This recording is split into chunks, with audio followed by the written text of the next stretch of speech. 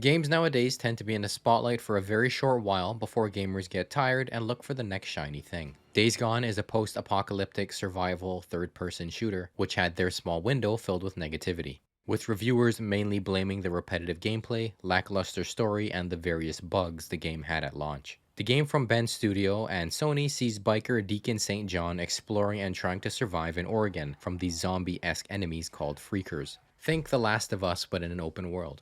I first want to say that some of the footage may look a little off. I just got a new capture card and I'm still tinkering with some of the settings. With that aside, please leave the video a like and a sub. Let's go. I bought Days Gone around the time it launched and tried to play it multiple times, not getting more than an hour or two in until I became bored out of my mind and ended up dropping it in favor of something else. The very slow start mixed with having to babysit your buddy Boozer while also getting the news that a nearby camp ripped my bike to shreds just put mountains and mountains of shit in front of me that I had to do. Deacon also feels heavy to control and the shooting felt like a worse version of Naughty Dog games. He runs out of stamina very quickly and the sprint doesn't feel quick at all. It became overwhelming to a point, but also didn't help the fact that the storylines make it seem like you must do things you absolutely do not. One of which was to burn Freaker Nest in the middle of this open valley. What storyline is this leading into? How is this even a storyline? These are things I thought to myself. Add on top of that, one mission has you going way out of your way to advance one of these storylines, which wouldn't be so bad if my shitbox motorcycle didn't guzzle all the gas driving just a couple miles. It was also incredibly slow, much slower than you'd expect from a motorcycle. This is all New Game Plus footage, by the way. And the camp was also getting stale to go back to. When I was on runs, the leader of the camp, Copeland, spews nonsense that gets annoying very quickly. It's meant to be inspirational about how the world is better now than the way it was before. But when I got back to camp, Cope is a piece of shit that barks at you and bosses you around. There were many things about the game that deterred me from continuing with it. I started the game over like 3 times, hoping that this time it would click and I would love it. I was in the midst of platinuming Horizon Zero Dawn when I was listening to a Jaffe podcast, where he was talking to Jeff Ross and John Garvin, 2 prominent creators that worked at Ben's studio on Days Gone. I was trying to figure out if I should play it next, and Jaffe mentioned that the game really picked up once he met an old lady in a golf cart. I'm like, what the f is he talking about? So I decided to give it another chance. This most recent go around, I was feeling the same feelings, so I said I'll play up until that point to see if it picks up. I do eventually meet the lady named Tucker who has her own camp, and it was around this time that things started resolving themselves. Babysitting Boozer wasn't so bad when you think about how close him and Deacon are. The opening cutscene and later scenes show that these guys are basically brothers. It would make sense that Deacon would do everything in his power to help him. And the storylines aren't actually storylines, it's just how the game categorizes different objectives. The storyline that mentions burning Freaker Nests shows you a percentage of how many you completed, an ongoing quest that you chip away at as you play the game. And clearing those nests are necessary for fast traveling. I thought this was very clever, something I haven't seen before. If a nest would be in your path, it wouldn't allow you to fast travel through it. Clearing the nest also wasn't as hard as I initially thought either, just early game weapons make it seem like that. My motorcycle was quickly gaining upgrades. You get camp credit, which is done by killing local hordes and completing nearby missions. But camp credit is not money, but it acts like it. You use the credit to buy things in that camp, like motorcycle upgrades, weapons, and ammo. I mainlined gas efficiency, which instantly started improving things. But this also showed me that not every camp has the options that others do. There are no options to improve your bike at Tucker's camp, and you can't buy guns at Copeland's, as an example. This is no problem early on in the game since there are only a couple camps that you have to juggle. Copeland being a dickhead, I began to understand. You get an early introduction to Cope, which made it seem like he was a friend of yours, and him stripping your bike was just a big misunderstanding. That bike part is true, but Cope is not your friend. He's someone that Deacon has come across previously and is just an acquaintance. Deacon was in a biker gang, and if that wasn't obvious, he got to meet a lot of people as him and Boozer were staying alive before the events of the game. You'll come across more people he's previously met later on. Deacon's movement and speed became less of a bother. His slow, clunky move speed just made me see him as a tank. He never didn't feel heavy to control, like you're grabbing him by his shoulders and pushing him around. The first couple times I played the game on PS4, and thinking back, 30 FPS probably didn't help with this feeling in the slightest. Deacon's stamina and health can be upgraded at these Nero checkpoints, which initially had me prioritizing the stamina. These checkpoints are scattered in the open world and are sometimes mini puzzles you have to do to be able to reap the benefits of an upgrade. It mainly has you finding a gas can and destroying the speakers before you can turn the power on. Oh, and sometimes finding a fuse. Just like the Breath of the Wild shrine, some of these are free and they just give them to you.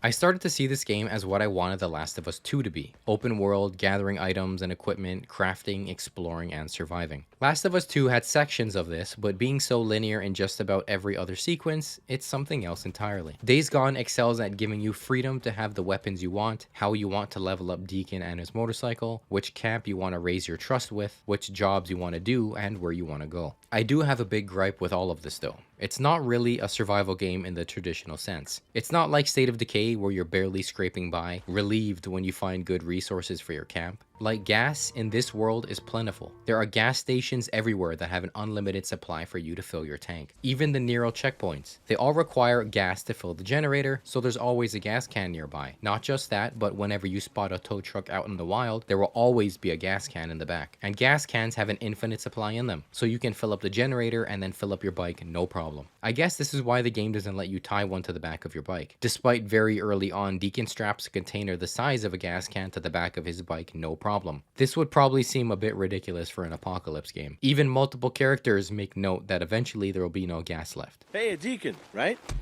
Zanny. We're gonna run out of this someday, you know. Yeah, right. Ben's studio found good ways to fill the open world and always giving you something new to do. Not just the nest and Nero checkpoints, but ambush camps and other random events. The ambush camps are pretty straightforward. They can either be Marauders or Rippers. Marauders are just an enemy faction, known for killing and stealing from innocent passers-by, while Rippers are a cult that I won't get into. Both of which use ranged and melee weapons and are held up in an area that can have from like 6 to 14 of them. You kill them, and if they are the Marauders, they will most likely have a bunker. Bunkers are used so you can sleep to pass time, save your game, access your weapon locker, and get new info on nearby points of interest. In terms of the weapon locker, I want to talk about how weird of a mechanic this is. So any gun you buy from any store can be picked up at any time and restocked at a locker. This was my first inkling that this was not a survival game. I expected to have to scavenge ammo from enemies and bring them back here to dump them off for a rainy day. That's not the case at all. You buy the gun once and you have it forever. The way the game works around this is that you get access to better weapons that are in better condition and have better stats, which utterly makes you totally forget early game guns you may have bought. Really weird choice if you ask me. The random events are really cool. They have layers to them. At first, the most common one to come across is being mainly pulled up to by a couple bikers that are instantly hostile towards you. You can ride their bike for whatever reason, or you can rip it for scrap and use it to repair your bike. I was trying to get some footage of the Deacon detective mode where you can use your focus to track someone or something down. I ended up walking into a trap and hung upside down by Marauders before being transported to their nearby camp. This is only the second time I've been captured in my 70 hours I spent in the game, so it's pretty rare, or I was just unlucky in finding them. I think they're pretty cool. But the one I think I only noticed a couple times was other wandering survivors in the open world. I'd be on my own mission or just scrounging around looking for crafting materials when I'd come across another survivor that isn't tied to an objective or a side mission. I thought there would have been much more of these scattered around, but most of them are tied to giant blue question marks that you'll see on your map, where you can save captive prisoners and send them to a camp to raise your trust with them. Okay, I've been mostly positive, and rightfully so. I really enjoyed Days Gone, but there were things that I never got used to. The most blatant one is that everyone and their fucking mom rides a motorcycle. This is absolutely ridiculous and always took me out of the world. Not just the impracticality of it being noisy, gas-guzzling Harleys that would get all nearby attention, especially in a world with little buildings to block sound and no cars to cover them up. I'm just to believe that everyone can ride a bike and willingly rides motorcycles everywhere?